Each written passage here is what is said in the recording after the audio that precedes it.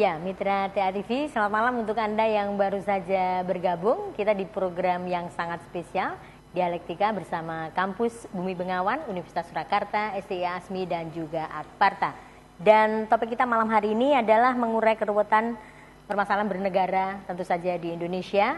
Dan Anda nanti bisa bergabung bersama kami di line telepon kami di 0271 857 555. Pak Sulis, bagaimana sebetulnya ketahanan negara ini? Kita lanjutkan yang seperti apa sebetulnya yang saya melihat ada 3 komponen ya, yang paling strategis terhadap sebuah negara. Ketahanan negara itu bisa dalam bentuk satu ketahanan pangan, ya, yang kedua ketahanan energi, yang ketiga ketahanan kesehatan atau lingkungan. Oke. Nah, 3 unsur ini sebenarnya bisa menjadi alat pemicu bagaimana masyarakat itu untuk ikut berpartisipasi di dalamnya itu. Oke. Artinya memang rakyat itu tidak hanya diberi satu kebijakan, tapi ada sektor knowledge-nya yang diberikan. Ini satu contoh. Waktu zaman Pak SBY getol banget itu untuk yang namanya energi alternatif jarak, namanya Bayu. Ya. Ya. Tetapi rakyat hanya sekedar menanam jarak. Ya. Dia tidak diberikan satu teknologi ya, Mau bagaimana diapakan mengolah jaraknya itu. Sehingga tapi sudah ada yang mau bergabung ya, di telepon. Kita sapa dulu. Silakan. Halo.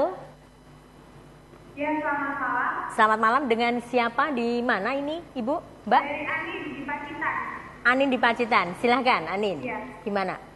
Ya, menanggapi mengenai topik malam ini ya, mengenai keruwetan dalam bernegara seperti itu, mungkin yang akhir-akhir ini banyak dibicarakan adalah mengenai kasus hukuman mati begitu ya, yang mungkin saat ini pemerintah menanggapi dengan tegas mengenai masalah narkoba seperti itu. Dan tapi dalam hal ini kan mungkin banyak sekali polemik yang terjadi begitu di luar sana mengenai adanya ketegasan pemerintah dalam Anin sendiri pendapatnya seperti apa?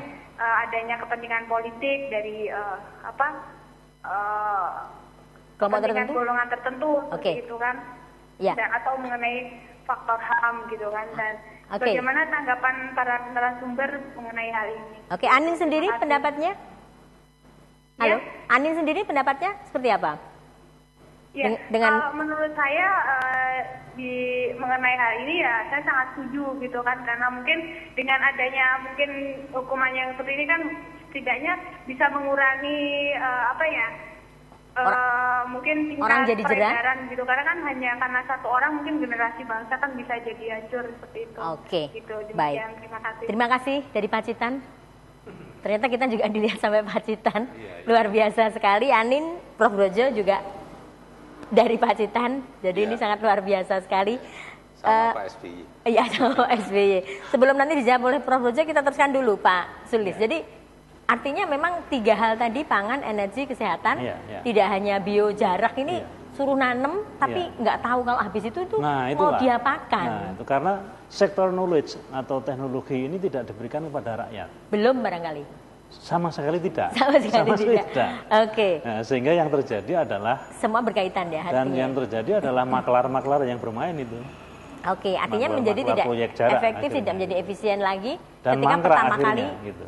ini kan dengan jarak. Oke, sebelum saya ke Pak Joko, Anin dulu. Ini mengenai hukuman mati narkoba ini seperti apa sebetulnya, Prof? Kalau Anin sendiri sih setuju, tapi apakah itu nanti berkaitan langsung dengan hak asasi manusia, orang lalu dihabisin dan sebagainya. Nah, ini Prof. Brojo yang berkecimpung di dunia hukum sendiri seperti apa?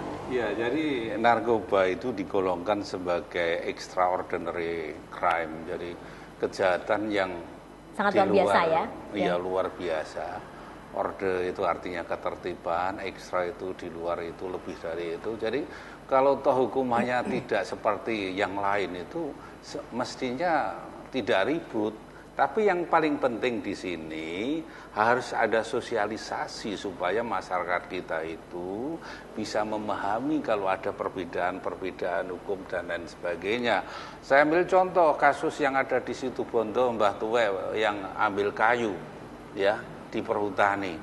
Jadi mesti ada semacam kembali restrukturisasi hukum kita.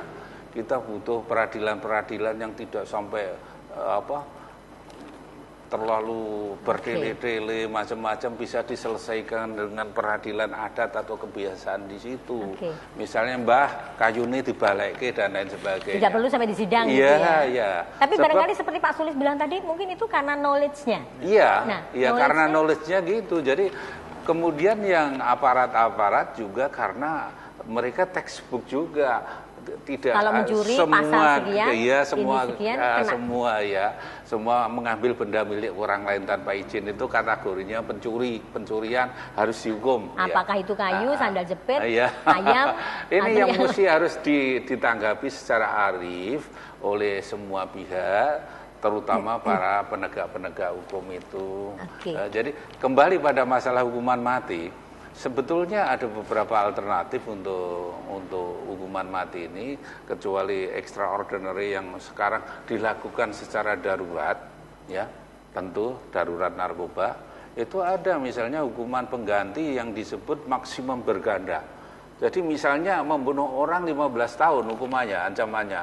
Kemudian dianalogikan seorang bandar itu bisa membunuh 25 orang.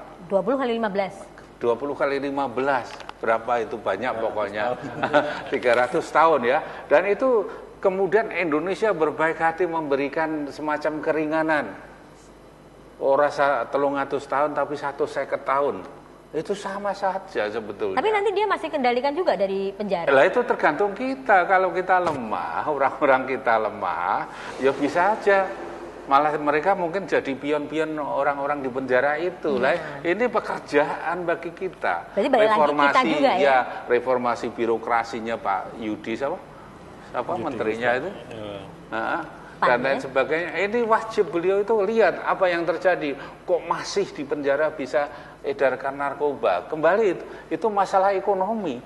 Yang mengendalikan, yang dikendalikan itu butuh juga hidup enak. Kecukupan ekonomi tadi. Balik lagi ke masalah ekonomi. Balik lagi ke knowledge Pak Joko. Jadi sebetulnya kita tuh mau berperannya di sebelah mananya. Artinya kalau tadi disampaikan Pak Sulis, kalau disuruh nanam jarak, ya mestinya kalau sebagai warga masyarakat kita mesti juga proaktif. Karena kita nggak dikasih tahu apa sih mesti diapaan sih jarak ini. Apakah kita juga harus proaktif? Kalau saya sudah diminta untuk menanam jarak, ya saya harus berusaha supaya bisa memanfaatkan itu. Atau ya sudah, karena ini nggak bisa dimanfaatkan, saya diamkan saja. Seperti apa sebetulnya Pak Joko? Sebenarnya kalau kita lihat pemerintah itu bisa melakukan program empowering terhadap masyarakat. Sekarang kan pemerintah, apalagi nanti di zaman Kemendikbud ini, di mana riset dan teknologi dengan Dikti jadi satu. Artinya mereka bisa menggandeng perguruan-perguruan tinggi yang punya teknologi yang bisa diaplikasikan ke masyarakat. Oleh karena itu, ya masyarakat nanti diberdayakan supaya bisa tumbuh mandiri dengan apa yang dia miliki. Kalau dia jadi petani jarak, bagaimana dia memanfaatkan jaraknya? Kalau dia petani ketela, bagaimana ketela itu bukan hanya sekedar jadi bahan gedok dan sebagainya, tapi mungkin nanti jadi polimer dan sebagainya. Itu bisa juga ekonomi kreatif mungkin ya. Iya.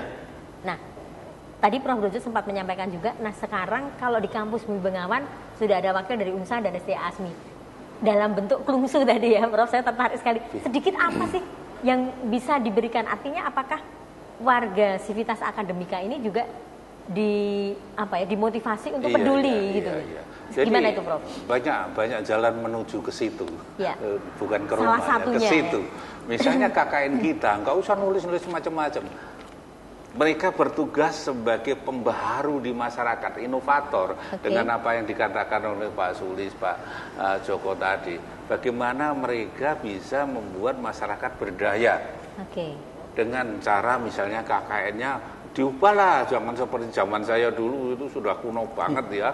Bikin label nama, bikin apa gitu ya. Kayak gitu. Sudah gak modern. Atau ada unit-unit khusus seperti satuan tugas dari mahasiswa yang punya kekuatan penalaran, pemahaman, teknologi seperti yang dibutuhkan oleh masyarakat itu.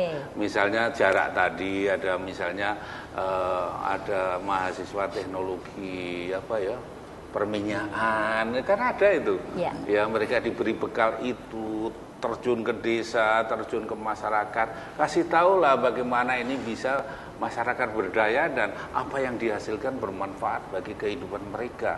Pak Joko, gimana ini? Artinya kalau mungkin di UNSA itu penerapannya lebih bisa diaplikasikan ya dengan banyaknya penelitian-penelitian. Nanti saya ingin ke Pak Sulis juga yang kaitannya dengan SDA ASMI. Kita kemarin sudah koordinasi dengan teman-teman di Prodi bahwa terutama di salah satu Prodi bila sudah koordinasi dengan saya akan menerjunkan mahasiswanya dalam KP, kerja prakteknya. Ya. Gitu. Saya hanya minta di situ sebelum mahasiswa terjun dibekali dulu apa yang sebenarnya dibutuhkan di lingkungan itu. Artinya dia bisa sebagai motivator bagi masyarakat di sekitarnya, dia bisa membantu dalam bidang administrasi misalnya, dia bisa membangkitkan sekarang organisasi-organisasi yang sudah tidak berfungsi lagi. Kayak Karang Taruna itu di beberapa tempat kan hanya tinggal papan namanya, tidak ada kegiatannya. Artinya seperti yang disampaikan Prof. Brojo tadi, sebenarnya real ada action yang bisa kita lakukan gitu ya Prof ya.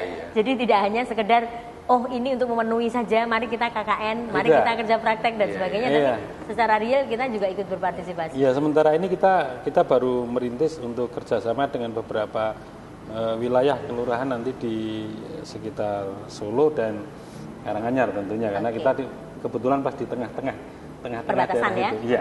Oke, Pak Joko kita nanti akan teruskan. Pak Sudi saya masih ingin tanya tentang SDA ASMI, tapi sebenarnya kita harus break dulu. Jangan kemana-mana, tetap bersama kami di Dialektika bersama Kampus Bumi Bengawan.